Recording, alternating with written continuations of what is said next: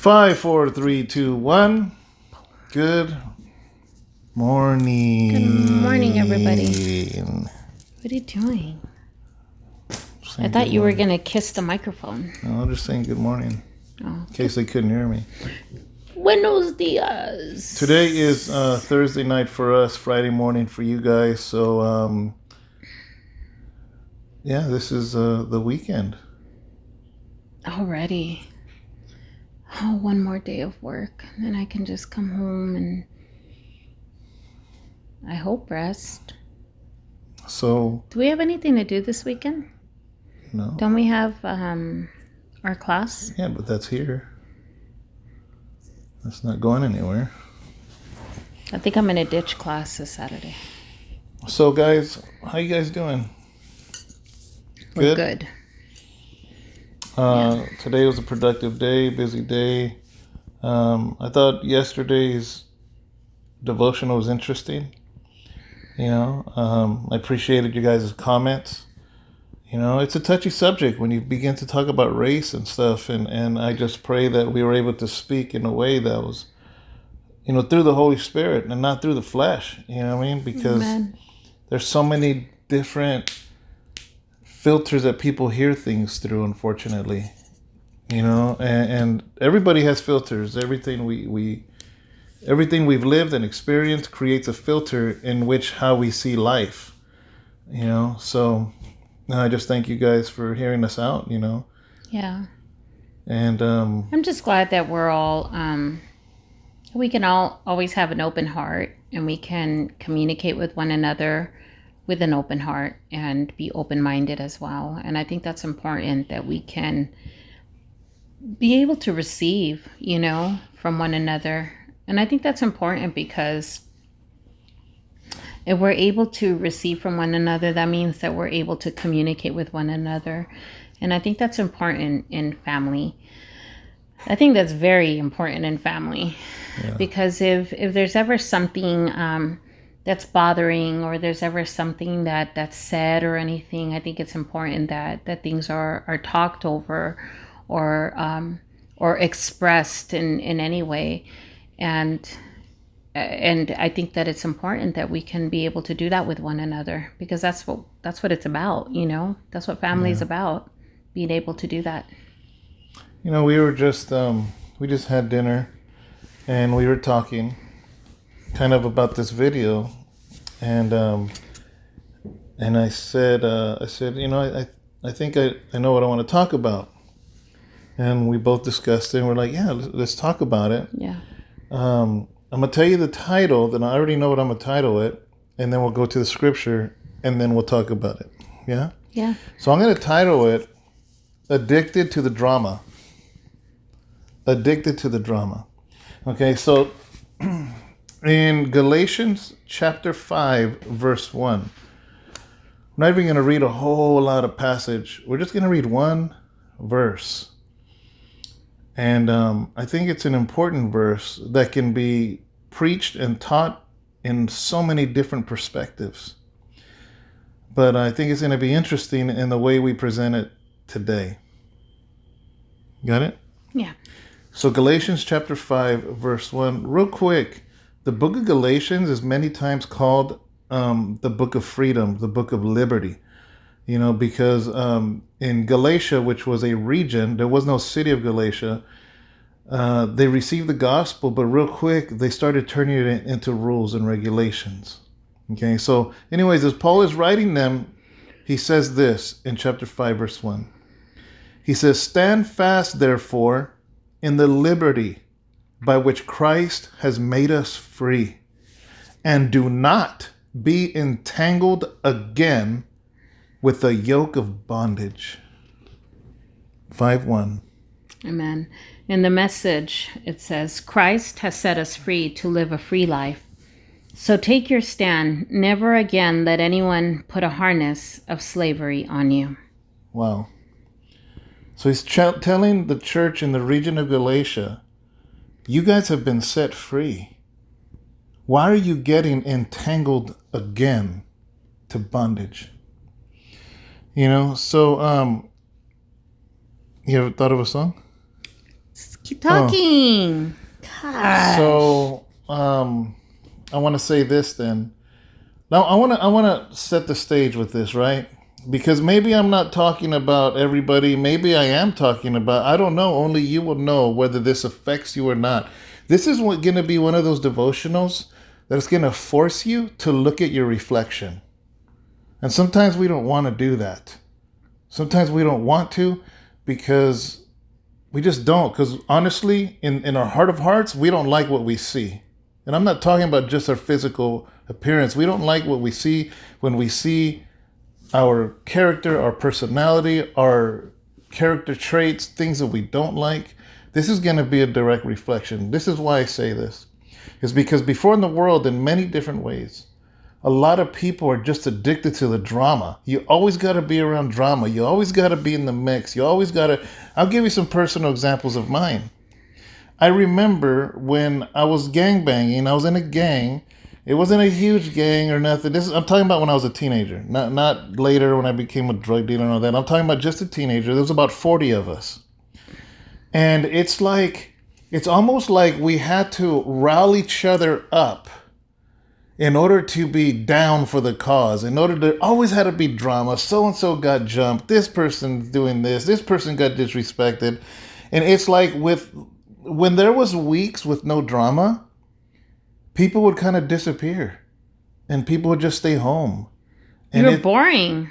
It was boring, and then so what would happen is sometimes we would look for the drama just to rile everyone up again, and unfortunately, maybe you don't see it yet, but I'm going to describe because those traits are being carried into the church now. Yeah. Were you going to say something yet or not yet? No, I could keep going. I don't know.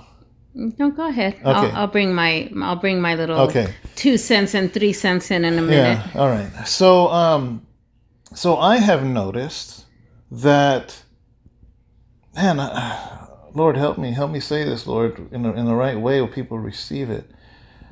I see in the church, especially because of COVID and even that supposedly Iran, we almost went to war with them before, and the riots and the presidential race and all this stuff that's happening. I feel like people like that. They like the drama. And I want to say this, right? Are you sure? This is the reflection part. Are you sure are you really concerned about the last days, or are you just trying to rile yourself up because when things aren't happening, then your Christianity starts to just wane away? Mm. Do you need that drama to serve God? Do you need I think Jesus is coming now. And I'm not saying he could come at any time. He could come in the middle of this video. I'm not denying that fact. But some people want to live on the edge so much. So you seek for the next conspiracy, the next thing, because seriously ask yourself, is that what drives your walk? Well, it's almost like a person loves to live in that fear of God. Yeah. In order to serve, because that's their way of knowing that they're going to be able to serve God. Because if they don't have that fear, they need to have something that drives them in order to serve God. That's the only way sometimes, And I'll say this. Now I'll put my 2 cents in. It's like a battered woman. When you have a woman who has been battered, who has been beaten and everything, I think a lot of the times, and correct me if I'm wrong, woman. If there's a woman out there who has gone through being battered, because I was a battered wife back then, many years ago, for a very long time. It was hard to get out of that relationship, but it's almost like I didn't want to get out of it because I kind of always pressed the buttons.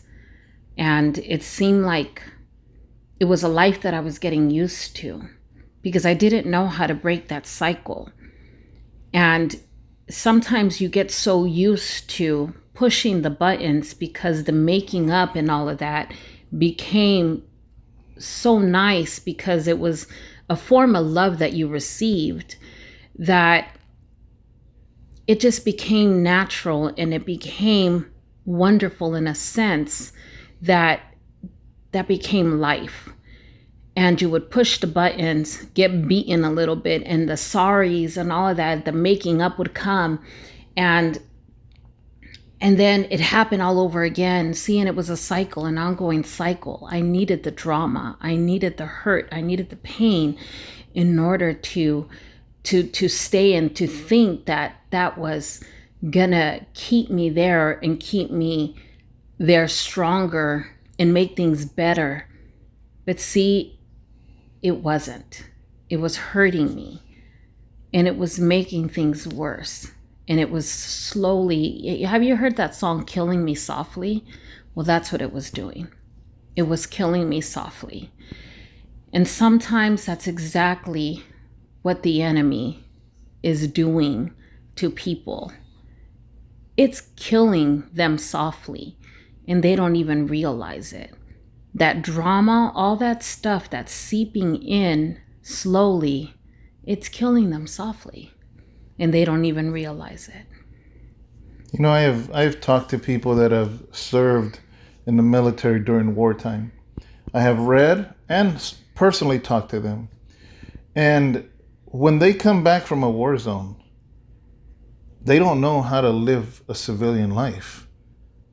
They feel empty. They feel an emptiness. They feel like this is too slow.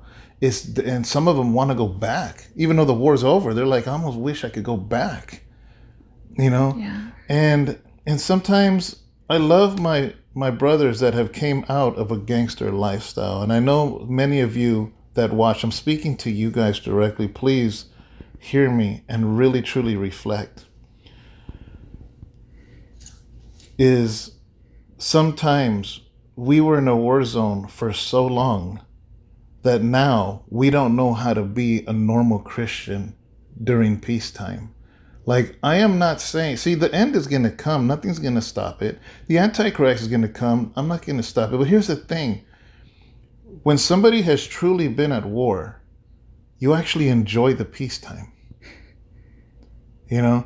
And it's like, you know, so many times, so many times, you know, I don't share about this stuff a lot. You know, I don't share this stuff a lot, this next part.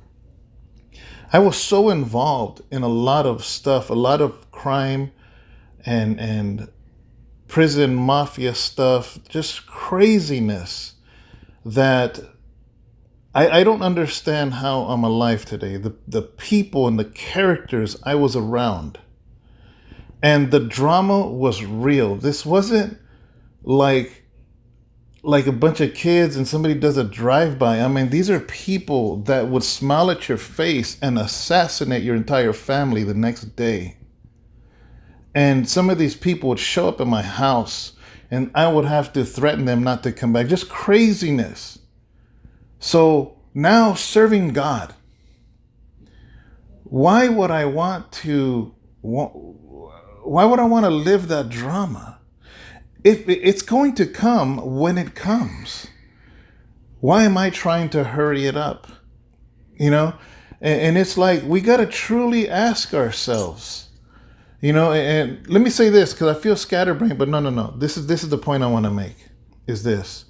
It's easier back then to gangbang, to represent, to be selling dope, to weighing out dope, to have pounds in the car and seeing police and seeing my heart beating, and I'm doing this to feed my kids. I'm doing this, and it's always, the hustle was always on. You know? But you know what was hard? To just be a dad and spend time with my kids and get a job and save money and give them a good life and have fun times with them. And sometimes, guys, I think a lot of you don't know how to do that. So you get excited when you see the COVID and the mask wearing and don't wear a mask and don't go to the store and the president this and president that and riots and Antifa and all this craziness. And it's like rallying you up. And I'm like, what are you doing? So truly, do you need that stuff to serve God? Is that what it is? I don't know. Are you addicted to the drama? That's the question. Yeah. I think sometimes we're so used to being placed in a category that we don't realize our own self-worth, or we don't take ourselves out of a category. And I say this going back to the battered woman. There comes that time where you got to break the cycle. Yeah. You got to break the cycle, and you got to come out of that, and realize who you are and know your worth, because it's just so important to finally break that cycle, because you're worth so much more. It was beautiful when I seen somebody post on our comment, I'm 29. How do I find a good woman? I'm going to tell you something, brother, because I pray that you're listening to this morning's devotional. And the thing is that the way you find a good woman is you don't look for one. Don't look. That's how you find a good woman, because God will bring her to you in His timing. That's the problem, is that people are constantly looking and constantly looking. And when we look on our own accord and we're out there searching, that's the problem, is that we're constantly searching for what we want. And I think that that's where we go wrong. It's always about what we want. See, the thing is that He's going to provide what we need. And He's going to give us what is right for us. And He's going to bless us with the perfect man and the perfect woman. And trust me, that's going to happen in His time. But if you stay focused on Him, I really, truly believe that He will place the right woman in front of you when that time is right. Stay focused on Him. And and I truly believe that God will mold, God will prepare that perfect woman for you. Exactly the way that you have been desiring her, in every way, every flaw, every little thing that it is, every little quirk, every little thing that you've been wanting. I believe that God will give that to you. I tell people all the time, stop looking. That's the problem. Don't look, because you're looking for what it is that you want. We lean on our own understanding instead of really truly trusting God for what it is what He wants for us. He knows more our compatibility with somebody than what we know ourselves. What we think we want really truly isn't. Because to be honest with you, I think when I met David, to be honest with you, like days before, I had a dream, and I was like, no. But you know what? I really felt in my heart that I was being obedient to coming over here. I had a hard time coming over here, but I know in my heart, of all hearts, that I was coming out here to pioneer a church and to be a blessing, because I know that God was going to use me. I really did. And I had told Him that. I'm like, you know what? I'm there with you. I'm going to be there. I'm going to help you. I'm going to be that helper. And I knew that in my heart of all hearts. And it's crazy, because I had even told Him, even if things don't go the way we think it's going to go, I'm still going to be here to be that friend and support you. And I'm going to help you pioneer this church. We're going to do ministry together. We're going to do it.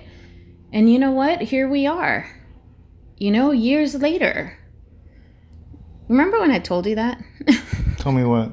When I told you, even if we're friends, I'll still be there.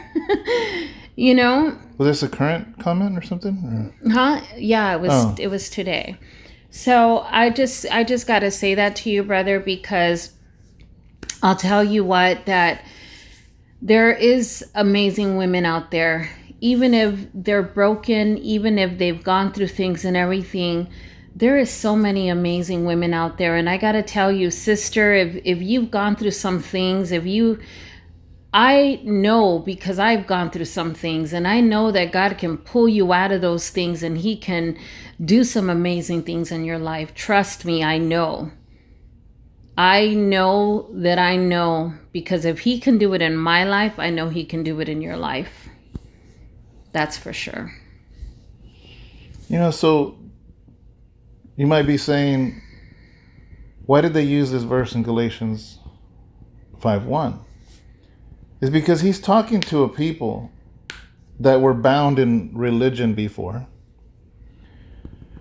And he came and talked to them about Christ. And Christ set them free. So then, once they became Christians, they got themselves bound all over again. That's why he's saying, stand fast, therefore, in the liberty by which Christ, in other words, he goes, stand fast. And like, hold on, you're like not in the screen, babe. So he's like, stand fast, therefore, in the liberty by which Christ has made us free. And do not be entangled again with a yoke of bondage. You know, and it's like, somebody might say, well, I'm not tangled up in gangs anymore, but the mentality is still there. Well, I'm not in an abusive relationship, but the mentality is still there. Well, I'm not doing this, I'm not doing that. The mentality, see, you don't have to necessarily be doing the same thing. Like an addictive behavior, for instance. An addictive behavior is somebody that you're addicted to coffee. And you can't stop drinking coffee, So you say, that's it, I'm going to stop drinking coffee. And then the next day you go and buy a Red Bull. And then another Red Bull, and another Red Bull. And then you can't stop drinking Red Bulls. You know, and you're like, man, I'm not addicted to coffee anymore. But you're flying on Red Bull. So then somebody checks you on it, and you're like, oh man, you're right, man. I'm not going to do it. And here's the thing, right? I might even do this in a positive way. So you start jogging, and you're like, oh, this feels good. And you start jogging and jogging and jogging. And everything you do is jogging. It's an addictive behavior. Here's my thing. It was never the coffee. It was never the Red Bull. It was never the jogging. It's an addictive behavior. That's what I'm talking about. So you might not be addicted to the same things, the same type of drama, but now that you're a Christian, it's rearing its ugly head, and it's that addictive behavior all over again. It's all that drama all over again in a different way. And it just keeps on going. And you have to self-reflect and look at the mirror during this devotion and be like, is that me? Because if it is me, I got to stop this merry-go-round. So let me ask you a question then. Because it can be taken a little bit contradictory as well, though, in a sense. Because it's actually it could be a repetitive action to something, from what it sounds like, a repetitive behavior to something, right? Because that's what it sounds like, what you're saying right now. So this let me just use an example. Our devotionals are repetitive, you know, things that we do are repetitive and everything.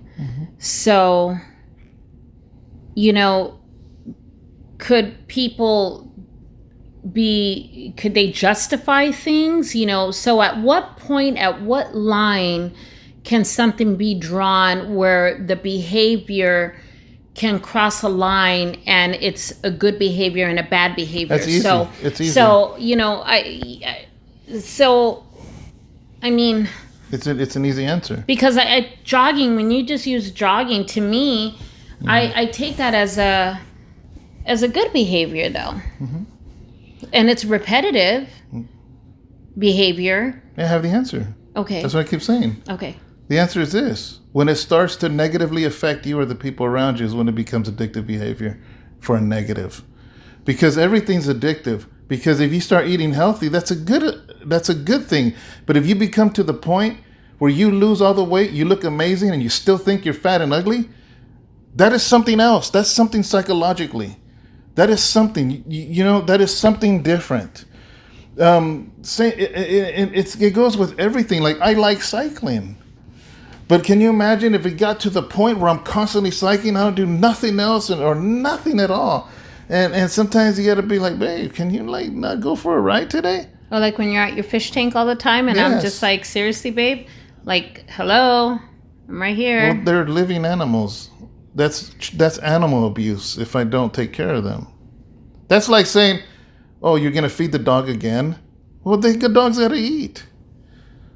So it's like addictive behavior, And I think they know that you guys know when something's causing you harm. Just like the person that it could be for anything.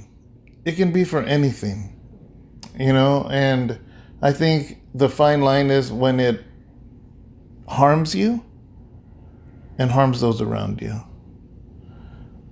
Because that's a difference between, I think, bad habits and creating new good habits. I'm going to have to kind of dissect this a little bit more. Dissect? Yes, whatever. But I'm going to have to do that a little bit more with this one. And can we come back to this one? If you want. Like really? Over and over and over? Like addictive? But that was a fake laugh. I know. What kind of laugh was that? What kind of laugh was that?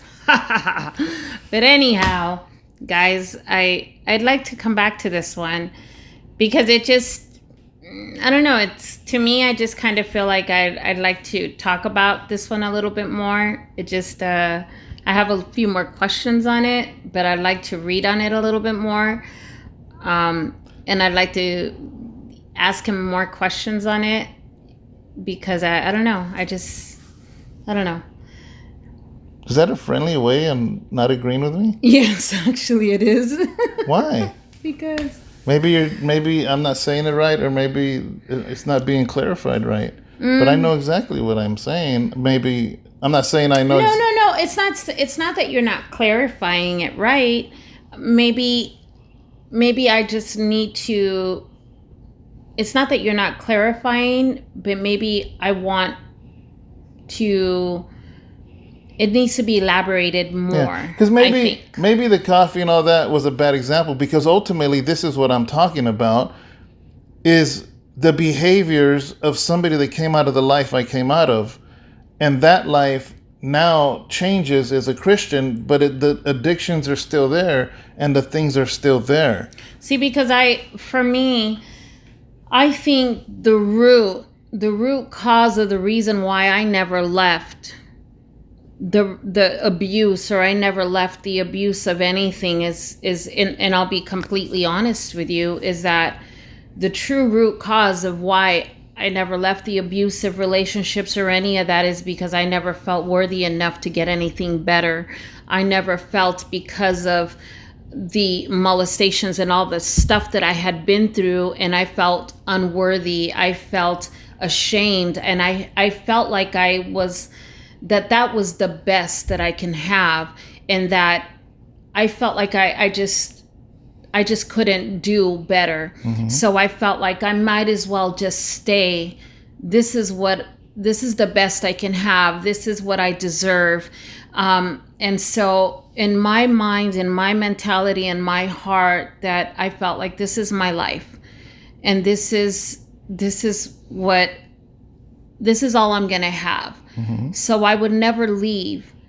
And I hung on to that, but there was a root cause to it. And I just think it goes deeper. I'm just trying to figure out what you mean by that with addiction. So how are you tying that in? I believe that my behavior of wanting that drama and wanting that repetitive drama in my life came from that root cause, is what I'm saying. Okay, of course. So I agree. I'm following you. So because that was my root cause. So that's why I made those decisions, but I don't see how it ties to the good decisions. Like, no, okay, you know what? Let me use this example. This is a good example.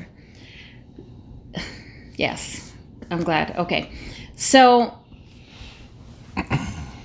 because of the stuff that I went through from that abuse and everything, if you do this, I'll love you. If you do this, I love you.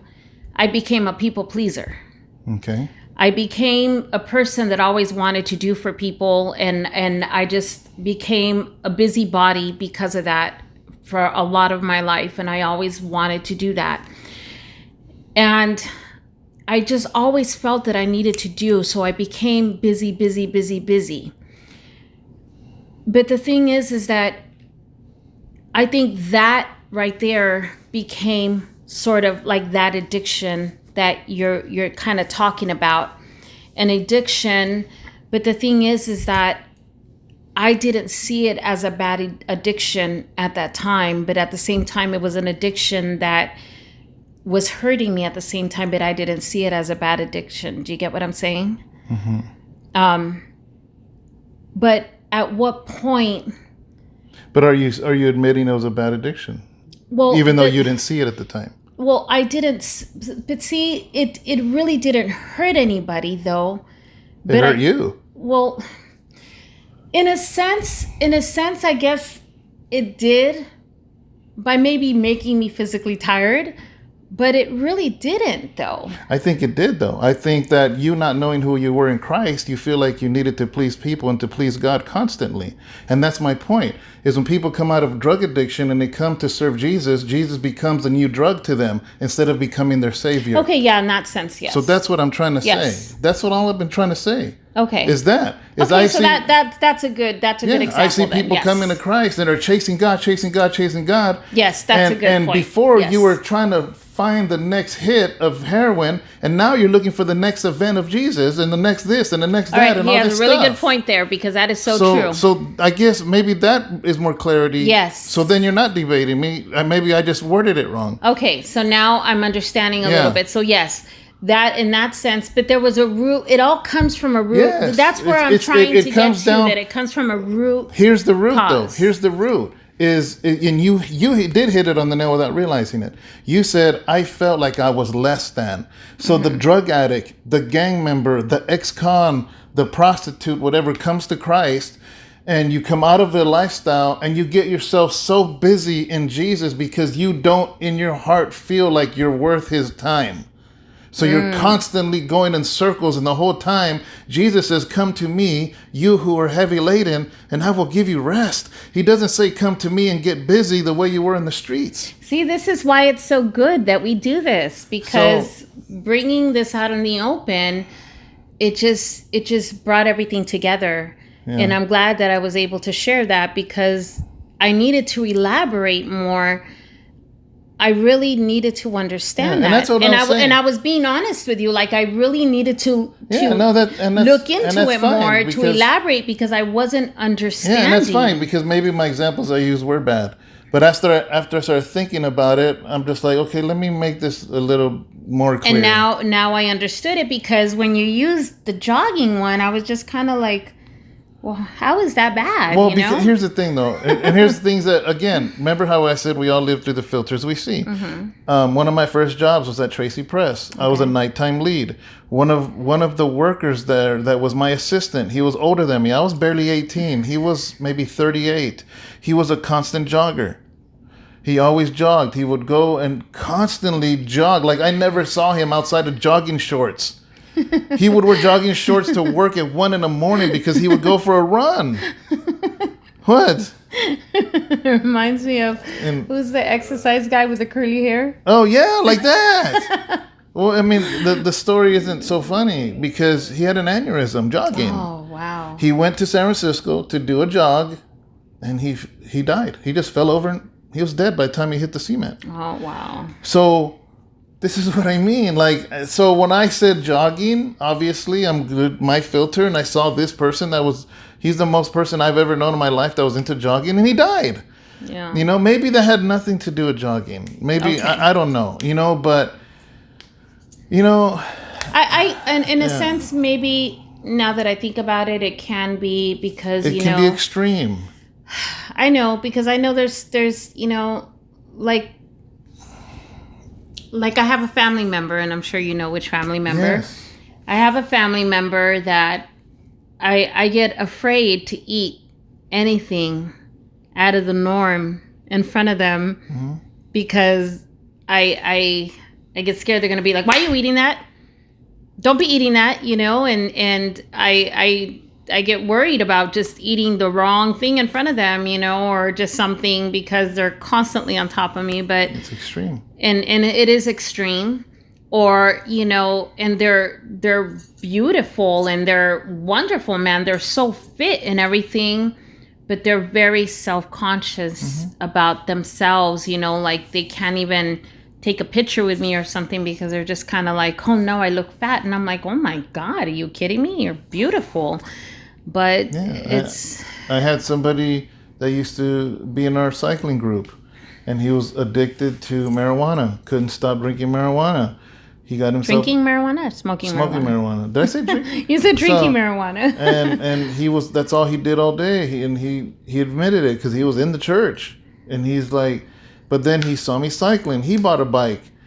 So that addiction took on addiction on a bike. He would wake up 3-4 in the morning and go on an 18-mile bike ride. And then he'd go home to sleep and get up. And he'd want to go again because the endorphins it gives you when you ride a bike, he became addicted to that. And it got too extreme. Yeah. Instead of just, dude, enjoy the ride. Yeah. You know, like when I cycle, it's just, I enjoy the ride. I'm not running a race. I'm enjoying the ride. You know, and it's like for him, it's switched. Yeah. You know, and so somebody could say, well, that's good. That's healthy. I'm like, no, it was very unhealthy and the root cause of why he was doing it. Yeah. Yeah. So you can be reading the Bible and the root cause isn't even for the right reasons. Yeah. So, all right, guys. I guess in that sense, you know, I'm glad that I was able to share because I wanted more elaboration. And it forced me to. And it kind of forced you to kind of bring that out, and it kind of forced me to share that, and it brought that out of me. But this is why it's relevant, guys, relevant Bible talk, because there's going to be those moments this stuff ain't edited. Yeah, it ain't. You know, it's going to be those moments where I'm going to turn around and tell my husband, what do you mean? You know, what are you talking about? And because there's things that I really don't understand, or there's things that I need to understand better, or there's things that you're not going to understand, and there's things that I would like him to elaborate more on. And there's things that we're not going to agree on, and it is what it is.